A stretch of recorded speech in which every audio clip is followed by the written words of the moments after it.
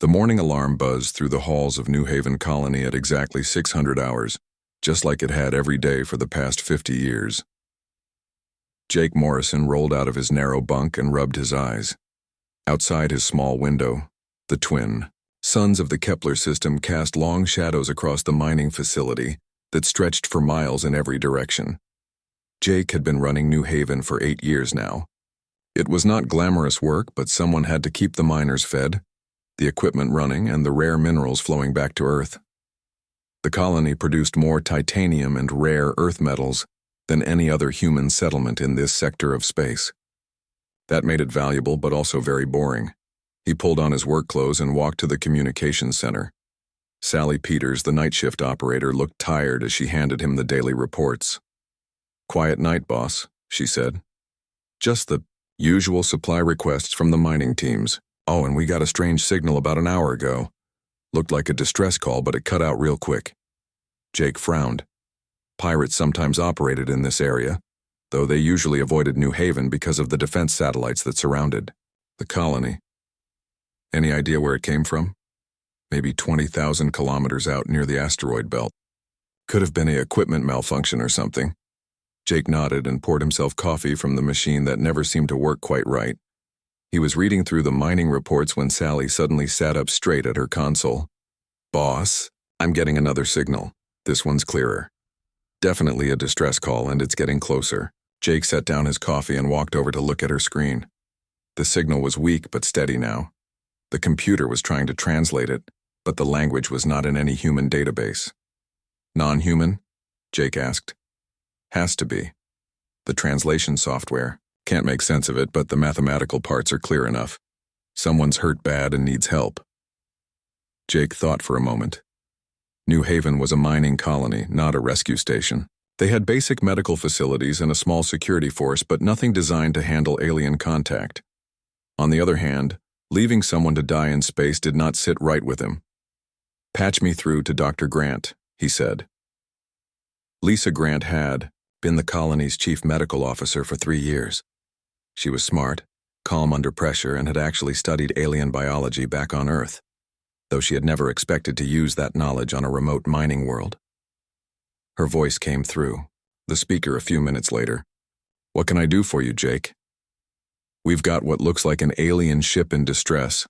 Someone's hurt. Are you willing to take a look if we bring them in?" There was a pause. "How badly hurt?" "Can't tell yet. Sally's trying to get more information from their signal. Well, I took an oath to help anyone who needs medical care. That should include aliens, I suppose. But Jake, this could cause problems with Earth. You know how nervous they get about unauthorized alien contact." Jake knew she was right. Earth's government had strict rules about first contact situations. They were supposed to report any alien encounters immediately and wait for instructions. But waiting for instructions could take weeks, and whoever was out there might not have weeks. "Let's worry about the paperwork later," Jake said.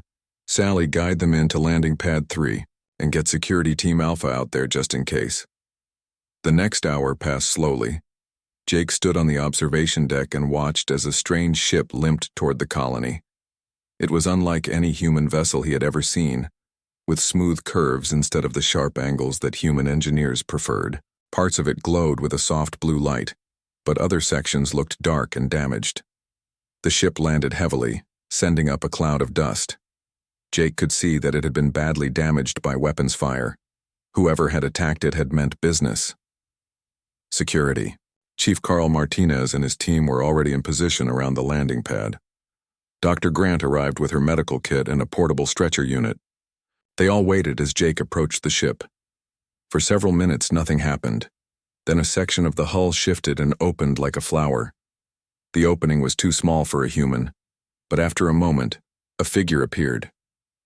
Jake had seen pictures of aliens in documentaries and science fiction movies, but seeing one in person was different. The being was tall and thin, with pale blue skin that seemed to shimmer in the sunlight. Its head was larger than a human's, with big dark eyes and no visible nose or ears. It wore simple robes that looked like they had once been white, but were now stained with something that might have been blood. The alien took 2 steps and collapsed. Dr. Grant was moving before Jake could react. She knelt beside the fallen figure and began checking for vital signs. "It's alive, but barely. We need to get it to the medical center right now." They loaded the alien onto the stretcher and rushed it to the colony's small hospital. Jake followed, along with Carl and two of his security officers. The alien was unconscious now, its breathing shallow and irregular. "Can you help it?" Jake asked as Dr. Grant began her examination. "I'm not sure. Its biology is similar enough to human that I can work with it, but there are differences. Its blood is blue-green instead of red, and its heart is in a different place. It's been shot several times with some kind of energy weapon. Burns go deep." She worked for the next 4 hours, using everything she knew about human medicine and making educated guesses about alien biology. Jake stayed nearby, checking on the colony's operations, but always coming back to see how the patient was doing. Finally, Dr. Grant emerged from the treatment room looking exhausted. "It's stable for now. The wounds were serious, but it's tough. Tougher than a human would be with similar injuries. Will it live?" "I think so. But Jake, this is just the beginning. When it wakes up, we're going to have to figure out who it is, where it came from, and what happened to its ship. And we're going to have to decide what to do about Earth's first contact protocols." Jake nodded. He had been thinking about the same things. "How long before it wakes up?" "Could be hours, could be days. I've given it something for the pain, but I'm not sure how alien metabolism will handle human drugs." As if summoned by their conversation, one of Dr. Grant's assistants appeared in the doorway. "Doctor, the patient is waking up." They rushed back into the treatment room. The alien's large eyes were open now, looking around the room with obvious confusion and fear. When it saw Jake and the others, it tried to sit up but was too weak. Dr. Grant moved closer slowly, speaking in a calm voice. "Easy. You're safe. We're trying to help you." The alien stared at her for a long moment. Then, to everyone's surprise, it spoke in clear but accented English. "You are humans," it said. Its voice was soft and musical, completely unlike what Jake had expected. "I was told your species might be found in this region of space." Jake stepped forward. "Yes, we're humans. I'm Jake Morrison, administrator of this colony. What's your name? What happened to you?" The alien closed its eyes for a moment as if gathering strength. "My name is HFY. I am of the people you would call Xanathi. I come seeking help, though I know I have no right to ask it of strangers." "What kind of help?" Jake asked. HFY looked directly at him with those large, dark eyes. "My people are dying. An enemy hunts us across the stars, destroying our worlds and killing our children. We have no weapons, no way to fight back. But long ago, your people made a promise to mine. I have come to see if humans still honor their word." Jake felt a chill run down his spine. Something about the way HFY spoke suggested that this was much bigger than a simple rescue mission. "What promise?" he asked quietly. HFY smiled, though on his alien features it looked sad. 300 of your years ago, humans were weak and few. One of your ships crashed on our world. Your people were dying from a plague they had caught in space. We saved them. We healed them and helped them repair their vessel. Before they left, their captain swore an oath that if we ever needed help, humanity would repay the debt." The room was completely silent. Jake could hear his own heartbeat. "The captain's name," HFY continued, "was Peter Hughes. And now, after 3 centuries, I have come to collect on his promise." Jake Morrison sat in his office staring at the communication screen.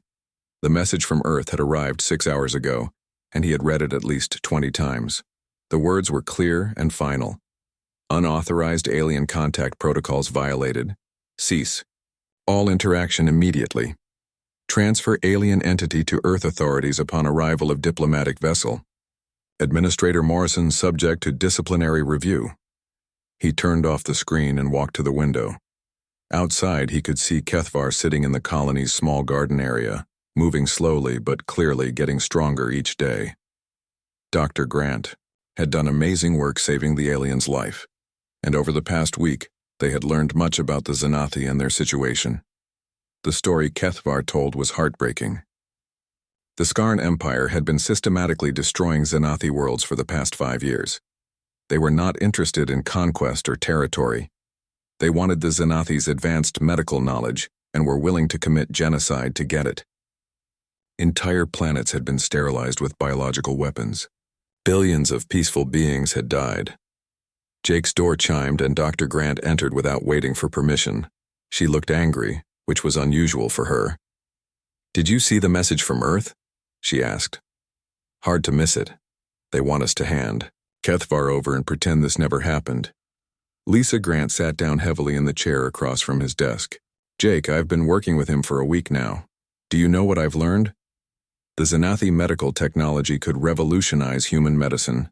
They can regrow entire organs, cure diseases we've never even figured out how to treat, extend human life by centuries. And they were willing to share all of it with us just because we helped one injured refugee." Jake nodded. He had suspected something like this, but hearing it confirmed made Earth's response even more frustrating. "Did you put that in your report to Earth?" "No. I was afraid they'd send a military fleet instead of a diplomatic vessel.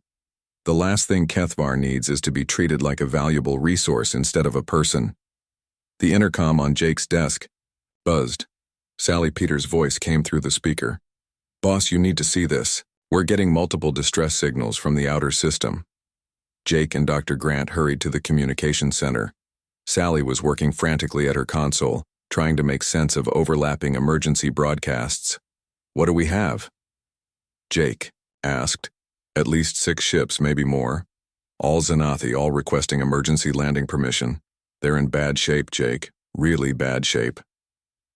Within the next 4 hours, New Haven Colony transformed into a refugee camp.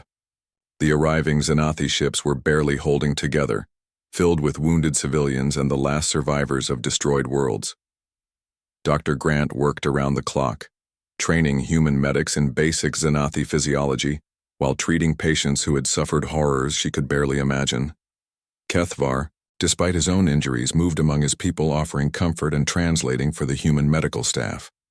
Jake watched him work and realized that this alien was not just a refugee. He was a leader, possibly one of the last leaders his people had left. Carl Martinez approached Jake as they watched another group of Xanathi children being helped off a damaged transport.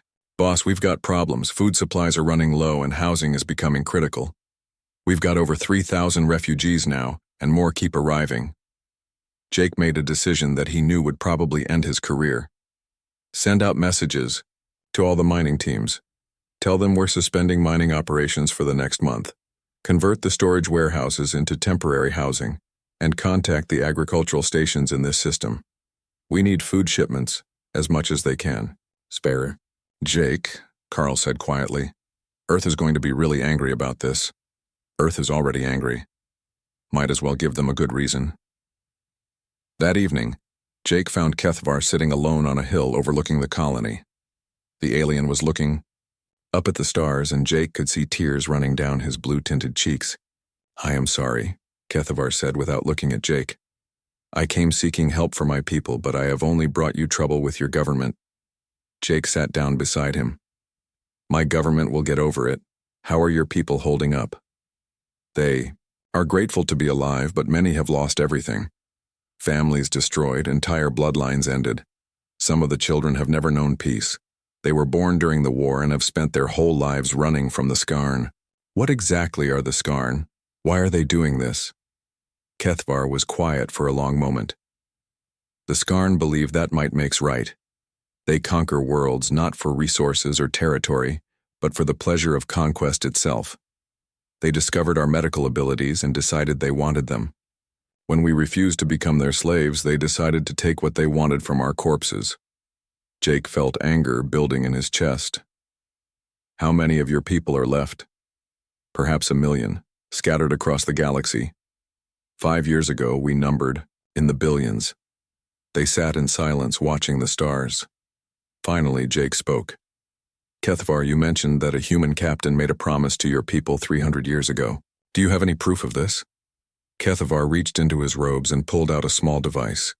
When he activated it, a holographic image appeared in the air between them. It showed a man in an old-style spacesuit standing next to several Xanathi.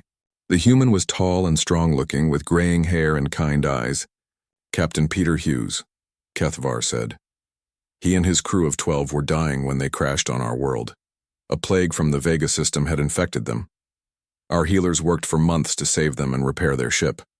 When they were ready to leave, Captain Hughes asked what payment we wanted.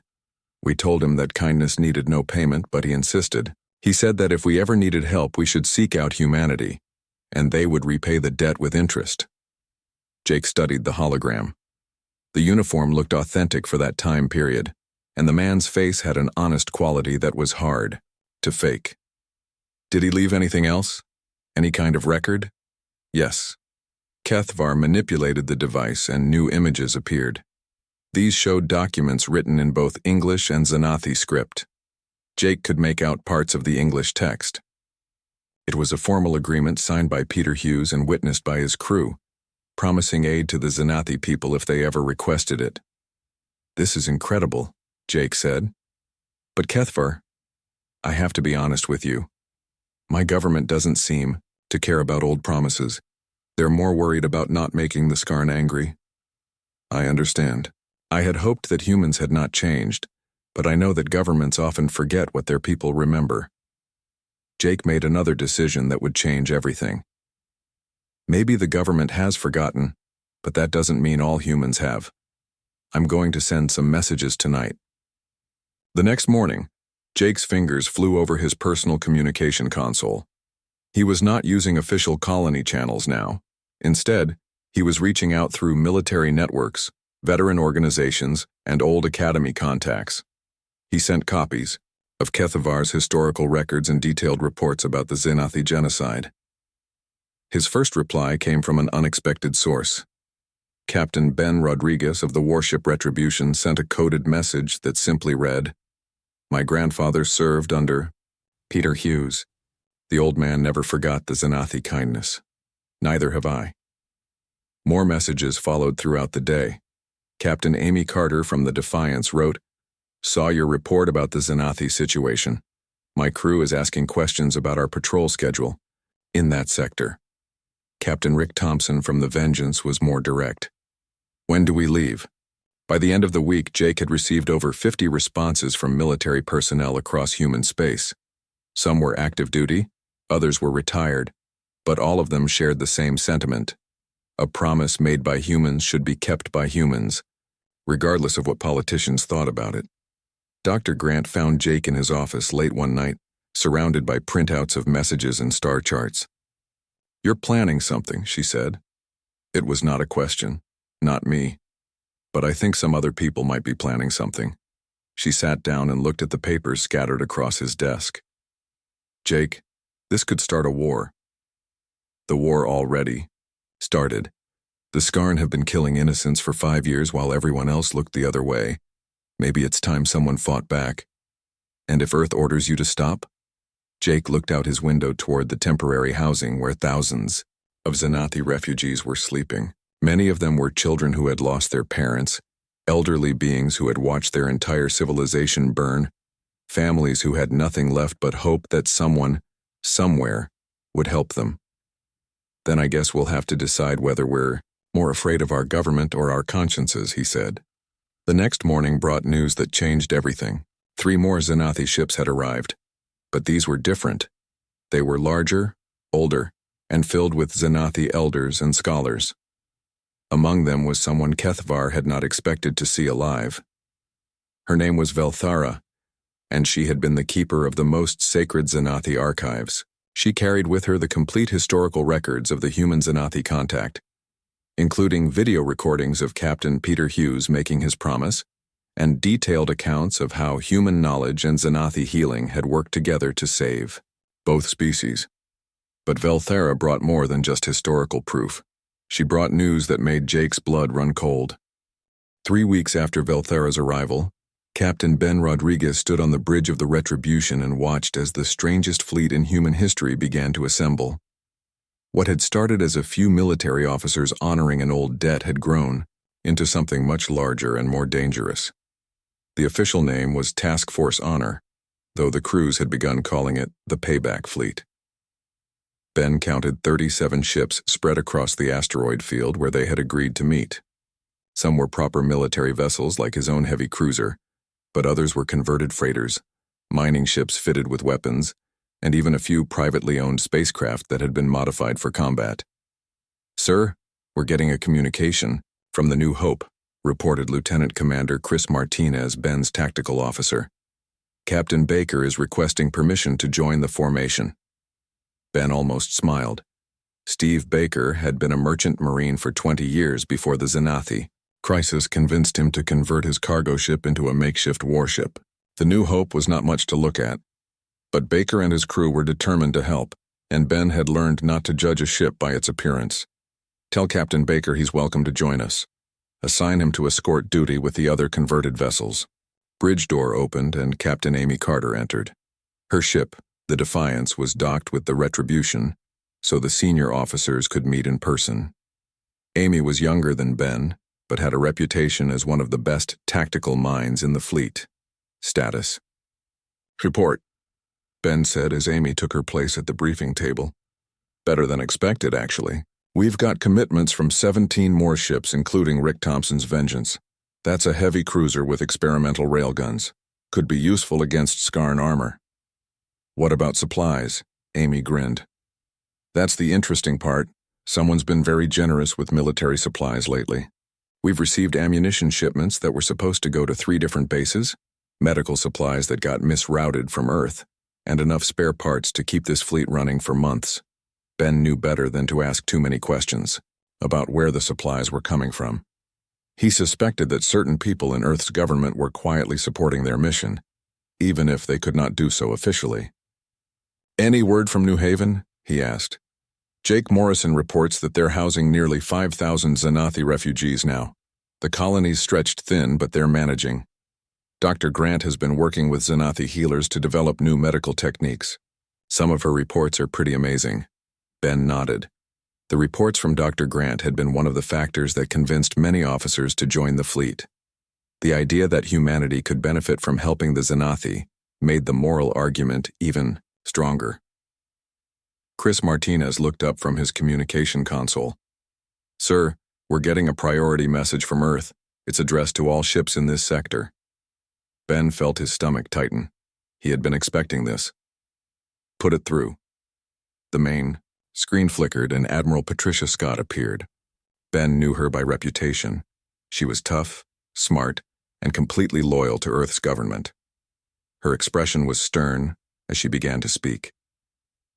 "To all naval personnel currently operating in the Kepler sector, you are hereby ordered to cease all unauthorized military operations and return to your assigned duties immediately. Any personnel found in violation of this order will face court-martial and possible treason charges. This is not a request. This is a direct order from Earth Command." The message ended, and the bridge fell silent. Ben looked around at his officers. Every one of them was now officially a criminal in the eyes of Earth's government. "Well," Amy said finally, "that makes things official. Anyone who wants to leave can do so now," Ben announced.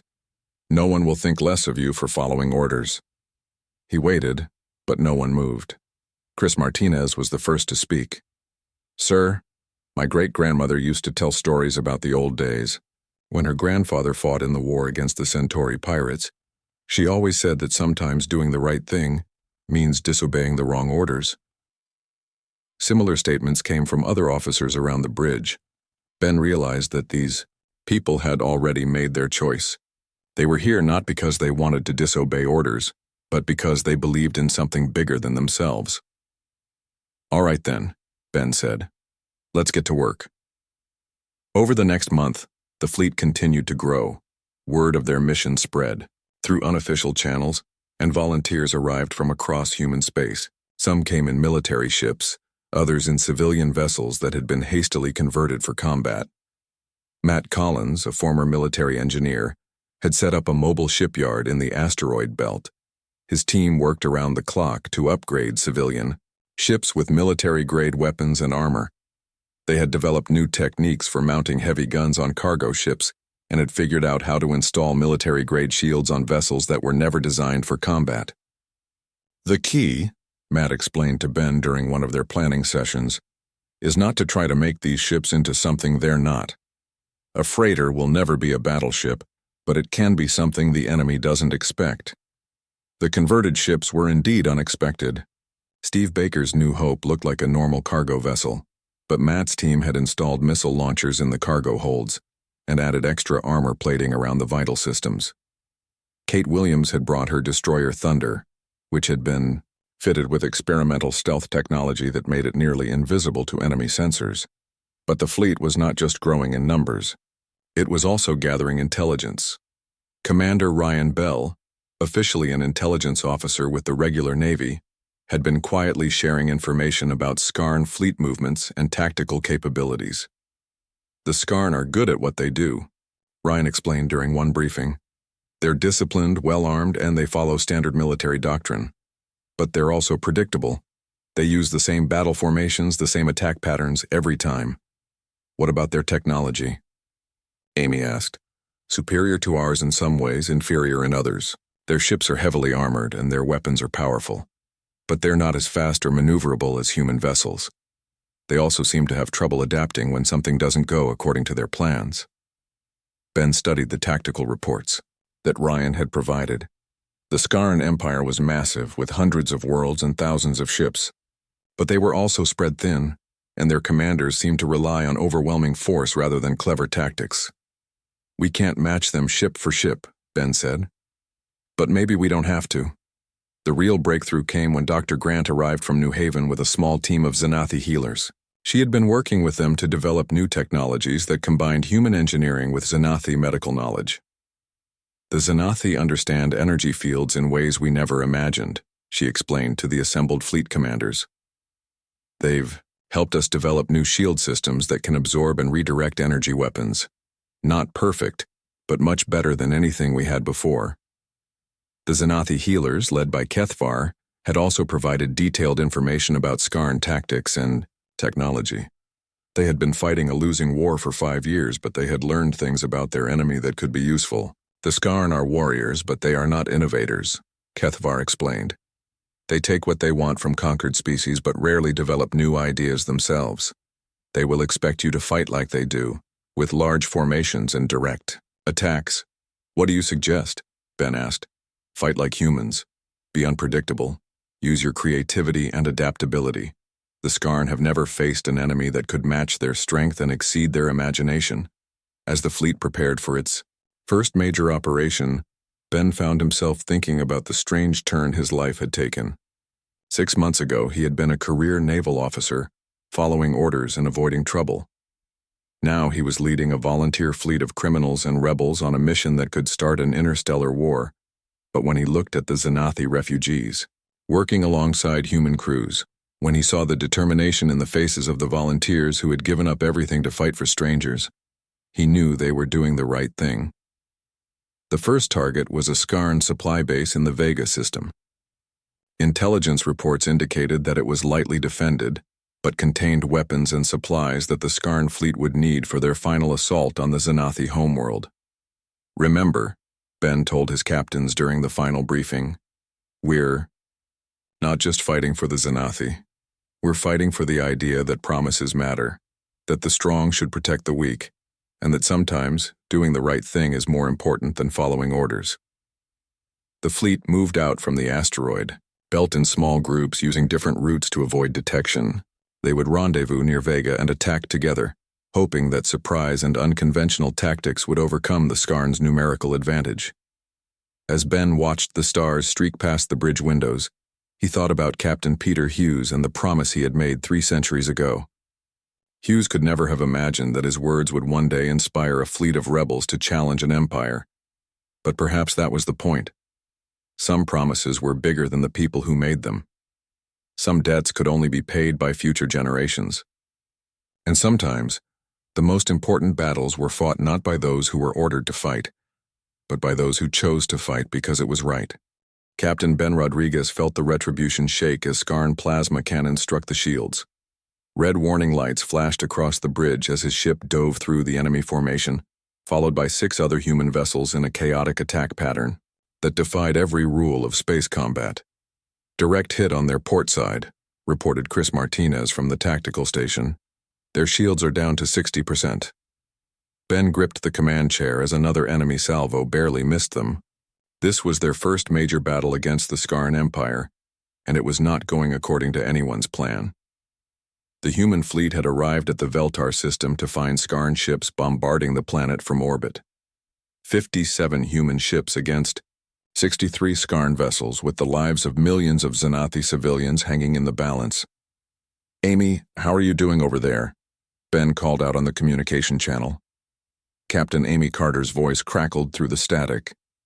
"Defiance is holding together, but these Skarn hit harder than we expected. Kate Williams just lost her main engines on Thunder." Ben could see Williams's destroyer drifting helplessly as Skarn fighters closed in for the kill. Without thinking, he turned the Retribution toward the smaller ship. "Steve, can you give Thunder some cover?" "Already on it," came Steve Baker's reply. The converted freighter New Hope was not fast or heavily armed, but Baker had positioned his ship between Thunder and the attacking fighters. His cargo hold missile launchers were firing continuously, creating a wall of explosions that kept the enemy at bay. The battle had been raging for 2 hours, and Ben was starting to understand why the Skarn had conquered so many worlds. Their ships were heavily armored and their weapons were devastatingly powerful.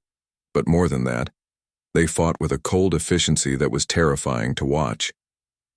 The Skarn formation moved like a single organism, each ship perfectly positioned to support the others. Their attack patterns were precise and deadly, designed to overwhelm enemy defenses through concentrated firepower.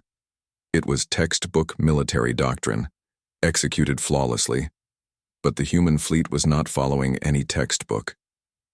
"Ben, this is Rick Thompson. On Vengeance," came another voice over the communication channel. "I'm seeing an opening in their formation. If we can get close enough, these new railguns might punch through their heavy armor." Ben looked at the tactical display. Thompson was right. The Skarn ships were maintaining their perfect formation, but that predictability was also a weakness. "Do it. Amy, can you create a distraction on their left flank?" "With pleasure." The Defiant suddenly accelerated toward a group of Skarn cruisers, firing everything it had.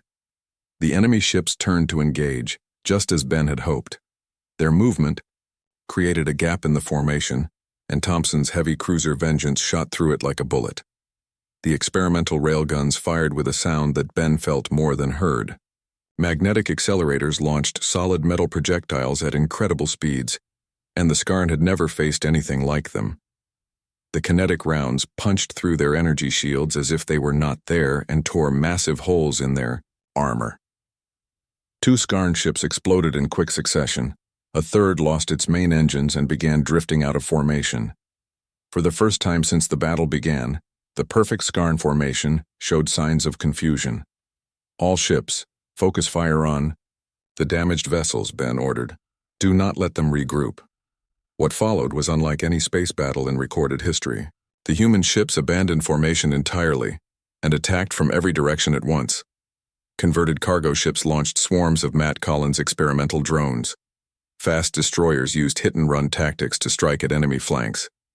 Even the smallest, civilian vessels found ways to contribute, using their unexpected configurations to perform maneuvers that military ships could not attempt. The Skarn commanders had trained for centuries to fight organized fleets with predictable tactics. They had no idea how to respond to an enemy that seemed to thrive on chaos and improvisation. "Sir," Chris Martinez called out, "the Skarn are pulling back from the planet. They're trying to regroup." Ben could see it on the tactical display. The enemy fleet was retreating to a safe distance, probably to assess the damage and plan a new approach. It was a logical military decision, but it also gave the humans exactly what they needed: time. "All medical ships, begin evacuation operations." "Immediately," Ben ordered. "Lisa, how many people can you get off the planet?" Dr. Grant's voice came through from her hospital ship. "We're already working on it. The Xanathi are helping coordinate the evacuation. We might be able to save 50,000 people, maybe more." While the medical teams worked frantically to save civilians, Ben gathered his ship captains for a quick strategy meeting over the communication channels. The human fleet had performed better than anyone had expected, but they were still outnumbered and outgunned. The good news is that we hurt them, Amy Carter reported. Our unconventional tactics caught them completely off guard. The bad news is that they're learning fast. When they come back, they'll be ready for our tricks. What about ammunition and fuel? Ben asked. Running low, admitted Rick Thompson. Those railguns use a lot of power, and we've been fighting for hours. Ben thought quickly. The human fleet could probably win one more engagement, but after that they would be sitting ducks. They needed to make their next attack count. Steve, how many of those drone fighters do we have left? Matt's been busy. We've got about 300, maybe more, but once they're gone, that's it. No way to build more out here. Ben studied the tactical display, watching the Skarn fleet regroup in the distance. They were forming up again, but this time their formation was different. More spread out, less predictable. They were adapting to the human style of warfare. All right, here's what we're going to do, Ben said. One more attack, everything we've got. But this time, we're not trying to destroy their whole fleet. We're going for their command ship. The Skarn flagship was easy to identify. It was larger than the other vessels and positioned at the center of their formation. If they could take out the enemy commander, the rest of the fleet might lose coordination. It's heavily defended, Amy pointed out. Getting close enough to do serious damage will be suicide. Not if we all go together. Every ship, every weapon, everything focused on that one target. Hit them so hard and so fast that they cannot react in time. It was a desperate plan, but desperate was all they had left. The human fleet formed up for one final charge, preparing to bet everything on a single decisive strike. But as they prepared to attack, something unexpected happened. The Skarn fleet suddenly stopped moving. For several minutes, the enemy ships just hung in space as if their commanders were receiving new orders. Then the Skarn began to withdraw from the system entirely. What the hell? Steve Baker's voice came over the channel. Are they running away? Ben was just as confused as everyone else. The Skarn had been winning the battle. Why would they retreat now? The answer came from an unexpected source. Commander. Ryan Bell's intelligence ship had been monitoring Skarn communications throughout the battle, and his translation computers had finally broken their encryption. Ben, you need to hear this. Ryan's voice was excited. The Skarn just received word that human fleets are attacking their supply bases in 3 other systems. They're pulling back to defend their rear areas. Ben felt a surge of hope. Other human forces were joining the fight. The volunteer fleet was no longer alone. But that's not the best part, Ryan continued. I've been listening to their internal communications. They're scared, Ben, really scared. They keep talking about the unpredictable humans and how their standard tactics are useless against us. As the Skarn fleet disappeared into hyperspace, Ben allowed himself a moment of satisfaction. They had saved the civilians on Veltar and proven that the Skarn Empire was not invincible. But more than that, they had shown that human creativity and determination could overcome superior technology and numbers. Dr. Grant's voice brought him back to the present. Ben, we've got good news. We managed to evacuate 87,000 Xanathi from the planet, and the local government wants to formally thank the human fleet for saving their world. That evening, Ben stood in the shuttle bay of the Retribution and watched as Xanathi civilians boarded transport ships that would take them to safety. Many of them were children who had never known peace, families who had lost everything to the Skarn war machine. An elderly Xanathi approached him, moving, slowly but with dignity. Captain Rodriguez, the alien said in careful English, I am Elder Temvar of Veltar. I wanted to thank you personally for what you and your people have done. We just kept a promise, Ben replied. Yes, but you kept it when it was dangerous to do so. When your own government opposed you. That makes the gesture even more meaningful. Temvar handed Ben a small crystal that glowed with soft light. This contains the memories of our world before the war, our art, our music, our history.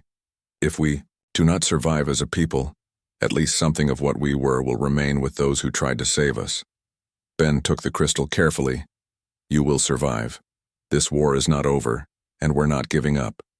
As the transport ships departed, carrying the rescued civilians to safety, Ben thought about the battle they had just fought. Captain Ben Rodriguez stood on the bridge of the Retribution and watched the largest Skarn fleet ever assembled, moving toward the Xanathi homeworld. The enemy had over 200 ships, including massive dreadnoughts that dwarfed anything in the human fleet. Admiral Gorthak's flagship was a monster of black metal and cruel angles, bristling with weapons designed to destroy entire worlds. The human fleet had grown to 93 ships, but they were still outnumbered more than 2-1.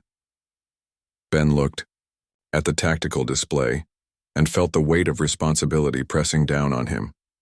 Every human in the fleet was here by choice, but that did not make the odds any less terrifying. "Sir, we're receiving a transmission from the Xanathi homeworld," reported Chris Martinez from his position at the communications console. "Put it through."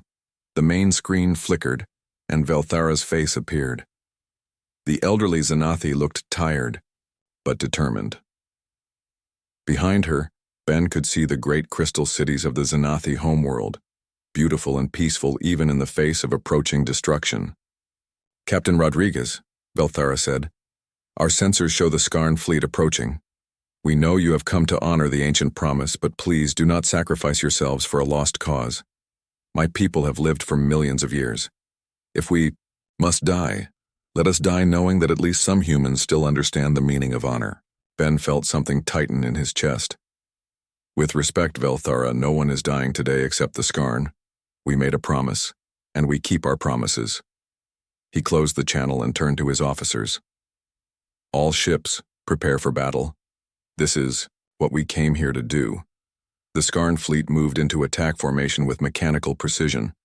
Gorthak's ships formed the classic Skarn battle line, with heavy dreadnoughts in the center and smaller vessels protecting the flanks. It was the same formation they had used to destroy dozens of worlds, and it had never failed them. But the human fleet did not form a traditional battle line. Instead, the ships scattered into small groups and began moving in seemingly random patterns around the Skarn formation. Steve Baker's converted freighter New Hope led a group of civilian vessels in a wide arc around the enemy's left flank, while Kate Williams took her destroyer Thunder and 3 other fast ships on a high-speed run toward the Skarn rear. "What are they doing?" Gorthak demanded from his command ship. His tactical officers had no answer. They had never seen a fleet attack from 6 different directions at once while maintaining no coherent formation. The first human attack came from an unexpected source. Matt Collins had spent months developing new drone fighters that could be launched from cargo ship holds. The converted freighters suddenly opened their cargo bays and released clouds of small, fast-moving drones that swarmed toward the Skarn fleet like angry insects. The Skarn point defense systems were designed to stop missiles and torpedoes, not hundreds of tiny fighters. The drones slipped through the defensive fire and began attacking the larger ships with precision strikes on sensor arrays and weapon systems. "Sir," Chris Martinez called out, "Kate Williams is reporting successful penetration of their rearguard. She's targeting their command and control ships." Ben watched the tactical display as Thunder and her escort ship struck deep into the Skarn formation. The destroyer's stealth systems kept her hidden until she was close enough to launch torpedoes, at point-blank range. 2 Skarn cruisers exploded in balls of fire before their crews even knew they were under attack. But the real surprise came when Rick Thompson's heavy cruiser Vengeance opened fire with its experimental railguns. The magnetic accelerators hurled metal projectiles at incredible speeds, punching through Skarn armor like it was paper. The enemy had never faced kinetic weapons of such power, and their shield systems were not designed to stop them. Gorthak's fleet began to waver as human attacks came from multiple directions simultaneously. The Skarn admiral tried to maintain his formation, but his ships were taking damage faster than they could respond to threats. "All ships concentrate fire on the flagship," Ben ordered. "Take down their command structure." The human fleet converged on Gorthak's massive dreadnought from 6 different angles. Amy Carter's Defiance led the charge, her ship's new shield systems absorbing Skarn energy blasts and redirecting the power to her own weapons. Steve Baker's New Hope, despite being a converted cargo ship, managed to get close enough to launch missiles directly into the dreadnought's engine section. Gorthak watched in disbelief as his supposedly invincible fleet crumbled around him. These humans fought like no enemy he had ever faced. They ignored military doctrine, used unconventional weapons, and seemed to thrive on chaos and confusion. "Admiral," his tactical officer reported, "we've lost 40% of our fleet.